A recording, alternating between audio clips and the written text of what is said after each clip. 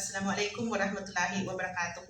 Salamat. Sa ngalan ng Chief Minister Ahod Balawag Ibrahim at ni Speaker Attorney Pangalian Balindong, lubos ang aming pagpapasalamat sa The Asia Foundation sa dekadang pagtulong at pagsuporta sa usaping kapayapaan sa Bangsamoro at magpahanggang ngayon sa Bangsamoro Transition Authority. Ang tagumpay ng BTA ay hindi lamang dahil sa efforts ng iilang tao, kung hindi dahil sa pakikipagtulungan ng ating mga leaders, mga lingkod bayani, kawani ng gobyerno, ng ating development partners, international community, civil society organizations katulad nyo, at ang buong sambayanang Bangsamoro. Wala pong perpektong gobyerno.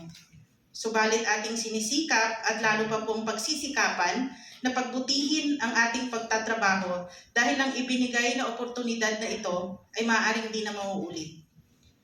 Ang pagtatalaga sa ating lahat ay isang amana ng Allah. Kung kaya't hinihikayat ko po ang lahat na pagpusayin natin at huwag sayangin ang pagkakataong ito. Palakasin ang ikhlas at pairalin ang mabuting gawain.